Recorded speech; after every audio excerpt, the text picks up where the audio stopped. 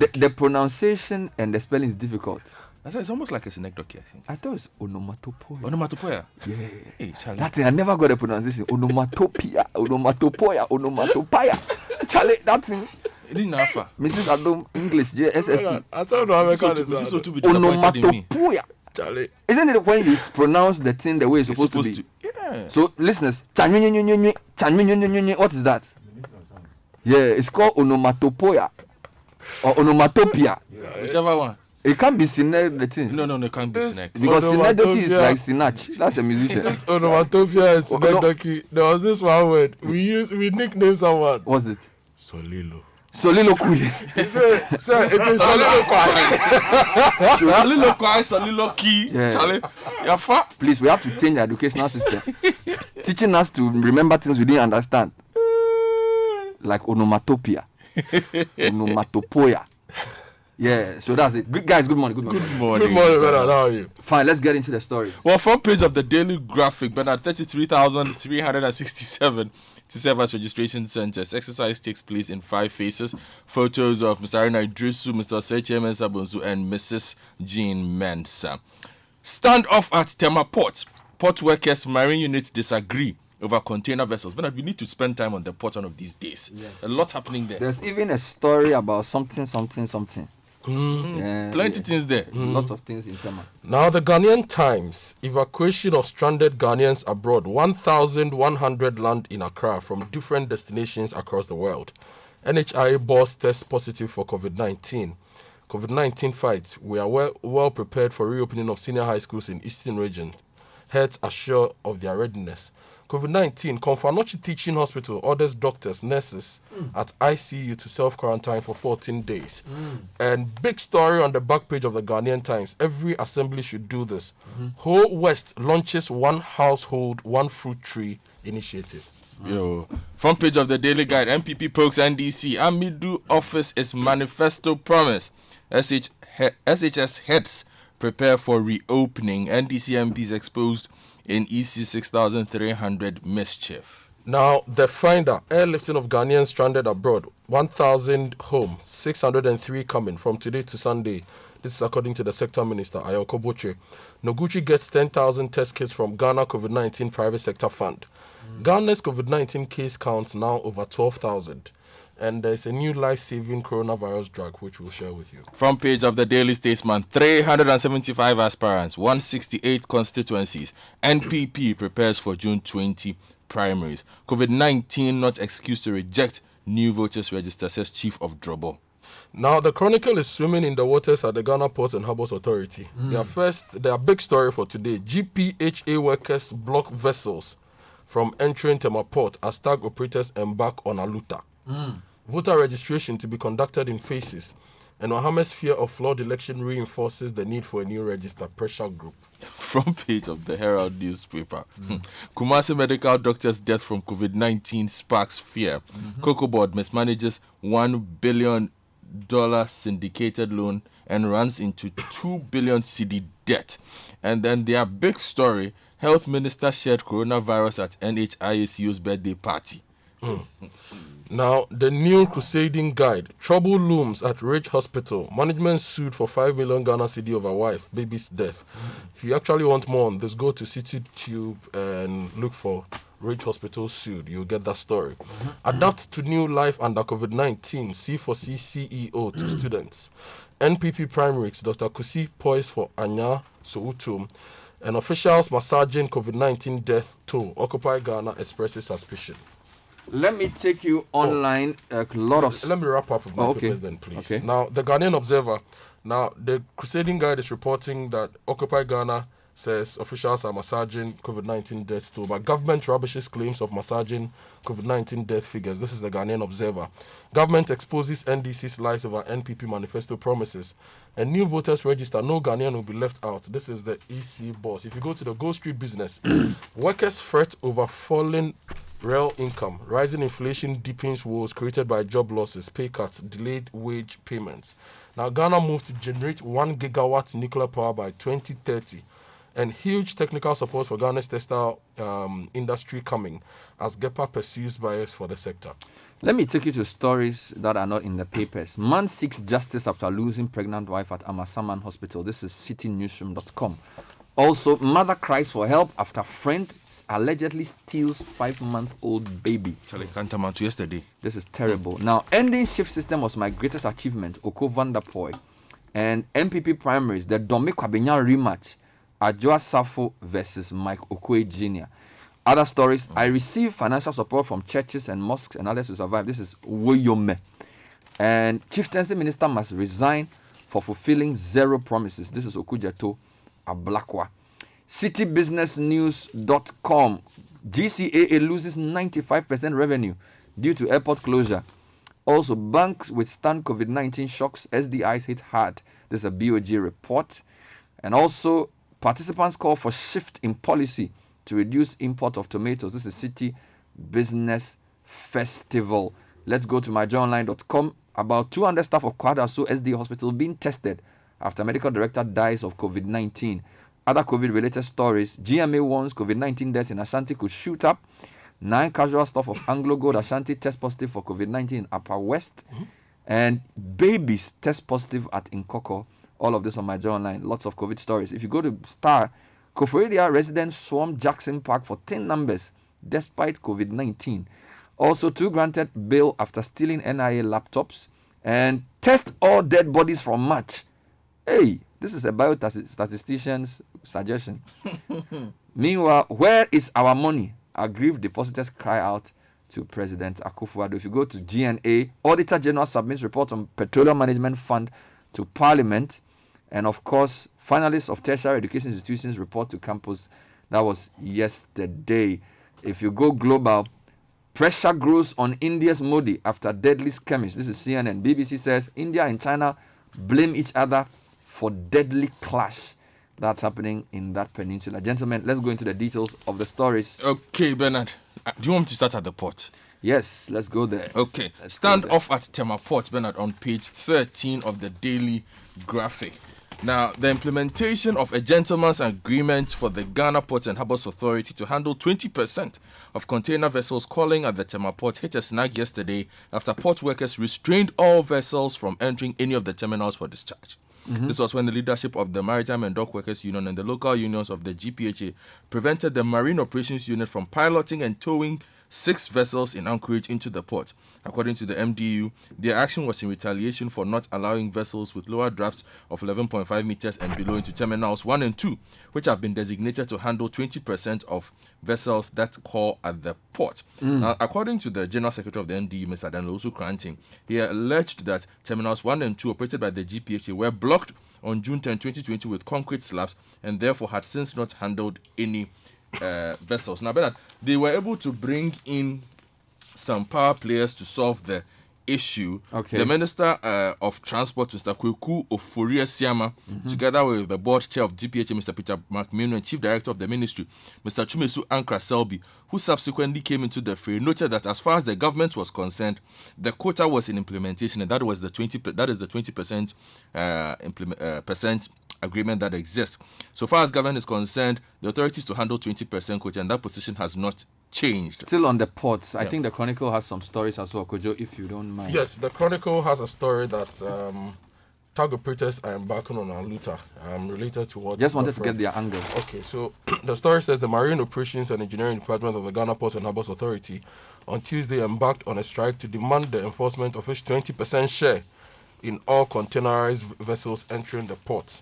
Consequently, the department moored all its marine crafts and refused to provide towage and pilotage for all vessels coming into the port or exiting.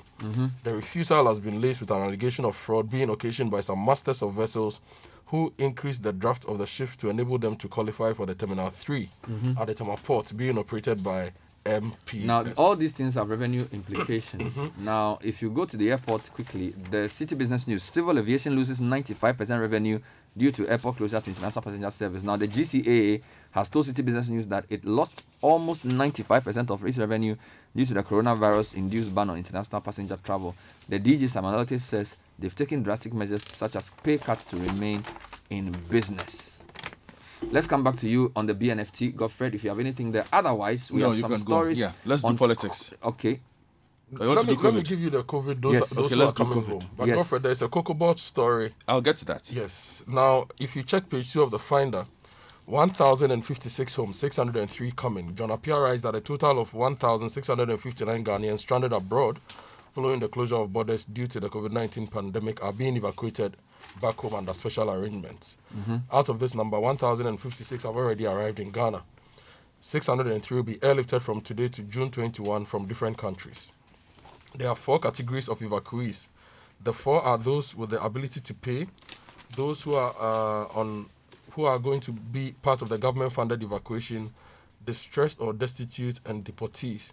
Now, 230 arrived from Kuwait, 35 from those tested positive, 24 arrived from Nigeria, 41 arrived from the US, 19 mine workers arrived also into the country, and then 14 were evacuated from Burkina Faso, 25 from China, 45 from Israel and other countries.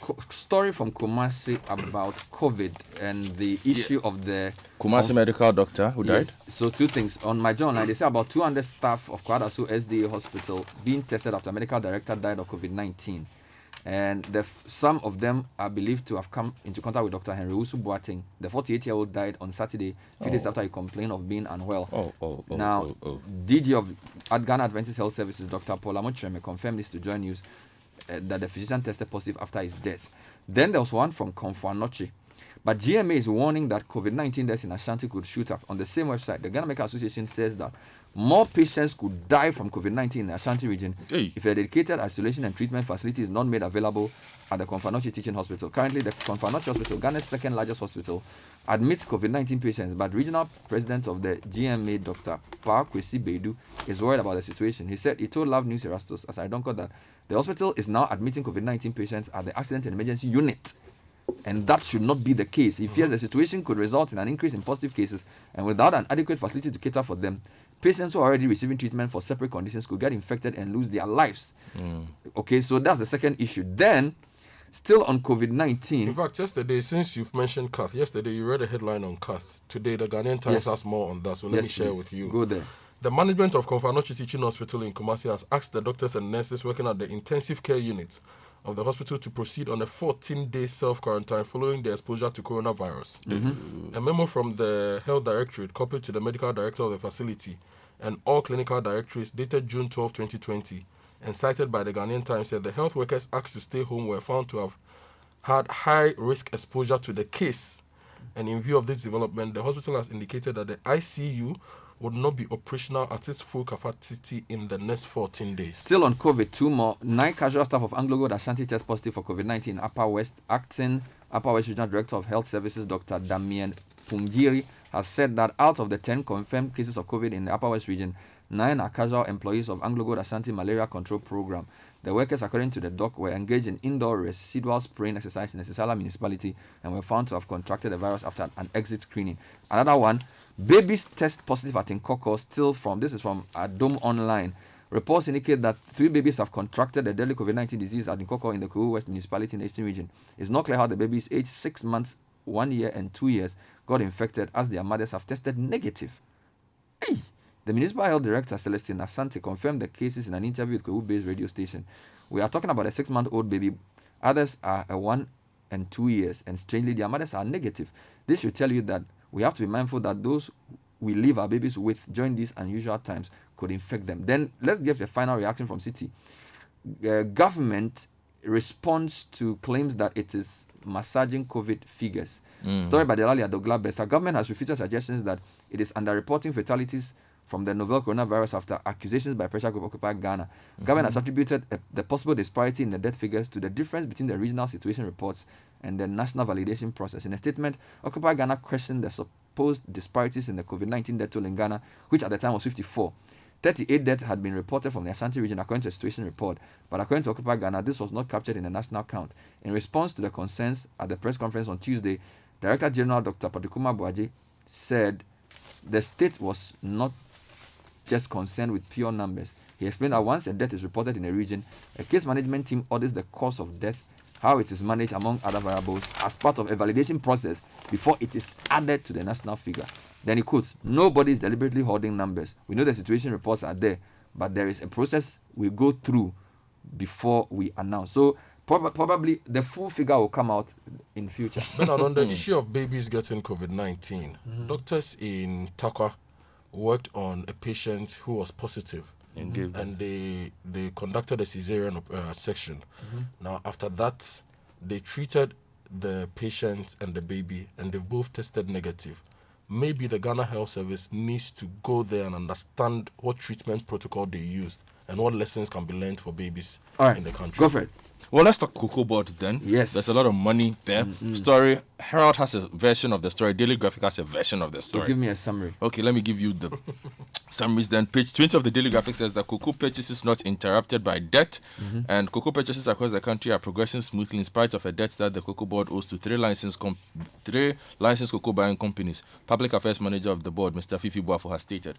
Mr. Boafo told the Daily Graphic that on last Monday that all LBCs in the country, including PBC Limited, were currently buying cocoa and there are no interruptions in purchases. And quote, we do not owe even half of the 1.2 billion Ghana cedis being quoted. What is owed is far less, and it is even more than 5 times lower than the amount that was reported. He ever declined to give the exact amount. Now, if you go to the Herald, however, on page 5, Cocoa Board mismanages $1.3 billion dollar syndicated loan and runs into 2 billion Ghana cedi debt. Insiders have discounted claims by the Ghana Cocoa Board that it is having hard times and unable to pay LBCs as a result of the deadly coronavirus pandemic. And Cocoa Board is having a hard time paying debts owed purchasing agents after the coronavirus pandemic slowed exports and sales, according to Bloomberg reports. But insiders have said this is untrue, saying the institution has been exporting beans to Europe, suggesting that the $1.3 billion syndicated loan might have been mismanaged, hence the inability to pay local suppliers. Quote, it is not coronavirus. Export shipments are going on as normal. What has shipment got to do with purchases within a given season? So these are the two. Meanwhile, that same paper is alleging that the other people in the health sector contracted coronavirus at some party at which the health minister was on page 3 of the paper. Details are imagining that the health minister, Kukwajima Menu, might be the one who got the CEO of the National Health Insurance Authority, Dr. Lydia Janselby, infected with the coronavirus at a birthday party. Herald's information is that Dr. Lydia Janselby, who yesterday announced that she had tested positive for the novel coronavirus, had called on friends who might have had contact with her to isolate themselves, recently turned 60 and had a birthday bash, which was attended by the health minister. All right, now let's go to other stories. But the voter registration issues? Yes, let's get the details Page there. 2 of the Chronicle, voter registration to be conducted in phases. And Agnes Ansah writes that in order to ensure that Ghanaians go to the December polls with a credible voter register amid the COVID-19 pandemic, the EC has indicated that it will conduct the upcoming voter registration exercise in phases. And according to the electoral body, it has adopted a cluster which will enable it to conduct the registration in 5 phases. And Dr. Bosman Asaris, who spoke to the paper, said they will ensure that all 33,000 registration centers are covered and everybody is not left So out. they are not reducing centers. No. Now, let me give you something which is related. Koforidua residents swarmed Jackson Park 14 numbers despite COVID-19. Now, hundreds of applicants on Tuesday swarmed the Koforidua Jackson Park to register for tax identification numbers with the GRA to enable them access the COVID-19 relief fund for SMEs. The applicants were relocated from the GRA office after crowding the office on Monday. However, officials again were unable to control the crowd to enforce social distancing. Now, this should be a clue to what's going to happen if people go and vote or register.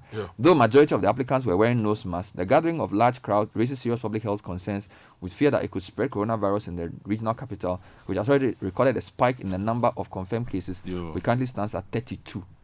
Now, if you go to page 2 of the MPP, Bernard, MPP prepares for June 20 primaries in 168 constituencies. As you know, we'll be covering this in great detail on Saturday. Yes, we are already covering the constituencies on CNR and our other news bulletins. So page 2 gives a breakdown of what will happen. The Ashanti region leads with 101 candidates contesting in 44 constituencies, followed by the Eastern region with 64 candidates in 27 constituencies.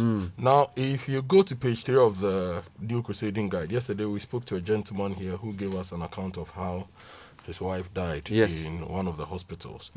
Now, the headline says, trouble looms at Ridge Hospital. Management sued for 5 million Ghana cedi over wife and baby's death. This story we've read before, but the Crusading Guide is giving us more.